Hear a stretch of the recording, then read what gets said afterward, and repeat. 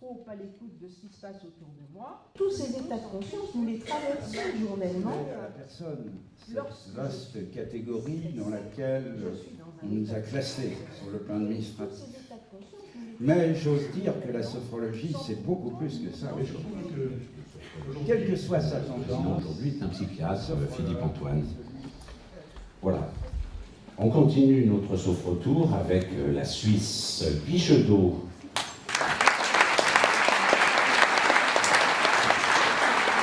La compétence de la sophrologie, c'est le sens et les valeurs. Nous sommes dans une société en perte de sens et en perte de valeurs, et notre rôle est un rôle social, essentiellement un rôle au niveau des populations et pas forcément un rôle que individuel en cabinet dans des consultations à caractère thérapeutique. Je dirais qu'on part du néant, de rien.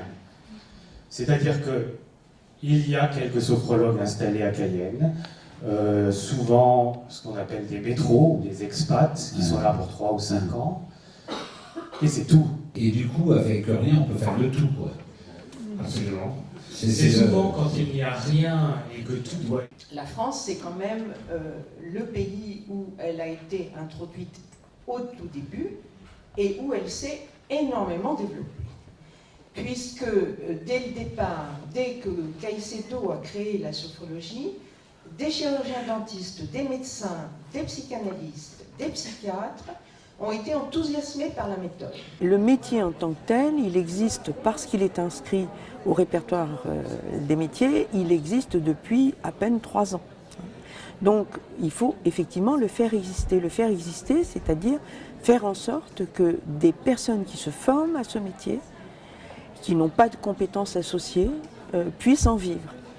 Et effectivement, c'est en développant la sophrologie, en développant ses compétences et en développant son sérieux qu'on pourra arriver à en faire un métier véritable. De la respiration à l'éprouvé de la phénoménologie existentielle, eh bien, les outils montrent l'importance du répertoire à la disposition des sophrologues. Alors en conclusion, j'avais envie de vous dire que la sophrologie pour moi c'est vraiment un outil puissant. Et lors des tests psychomoteurs, vous savez, ces tests, on doit mettre la main sur le nez, relâcher les yeux fermés, marcher sur une ligne, etc. Eh bien, ma fille avait fait tous les exercices les yeux fermés. Donc le médecin s'est approché d'elle en disant « Mais dis donc, t'es drôlement à l'aise dans ton corps, les yeux fermés ». Et elle lui a répondu normalement « C'est normal, moi je fais de la sophrologie ». Donc le médecin lui a dit « Ah bon, tu fais de la sophrologie, mais où ça, quoi, comment ?» Avec ma mère, elle est sophrologue. Donc, la définition que je donnerais de la sophrologie, qui est pour moi celle de la société française, la sophrologie, c'est l'accès à différents états modifiés de conscience par la voix du corps. Si je ferme les yeux, j'entends mieux. Je ne suis pas distrait par les lumières, par les éléments visuels. Donc je ne suis... Et même que j'écoute parfois en état de conscience modifié pour que chaque mot ressent en moi et ça rentre dans ma propre authenticité. Est-ce que ça fait signe ou pas les choses qui sont dites? Peut-on dire que la sophrologie est une âme?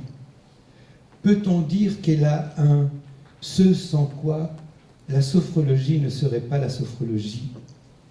Une essence? Ou serait-elle plutôt un substantif qui a perdu sa substance? Un mot qui ne veut rien dire, un mot tombé dans le domaine public. On réduit souvent l'idée de la sophrologie à une simple boîte à outils permettant de gérer un petit peu des symptômes du type stress, troubles du sommeil. Alors que pour moi, la sophrologie, c'est bien plus que ça. Et c'est au-delà, vraiment, s'interroger un petit peu sur sa relation à la vie et rendre sa vie la plus satisfaisante possible. D'abord, c'est un congrès d'attachement, parce que je suis depuis plusieurs années à la SFS. Donc, je crois que c'est d'abord ça. Voilà, retrouver une famille en quelque sorte. Ensuite, me réconforter, au sens trouver de la force, du réconfort, des idées nouvelles pour ma pratique. Voilà. Je vais ouvrir en janvier, donc je viens chercher des éclairages différents, partager les connaissances, des informations avec des collègues de toute la France et de l'étranger. Plaisir de vous voir.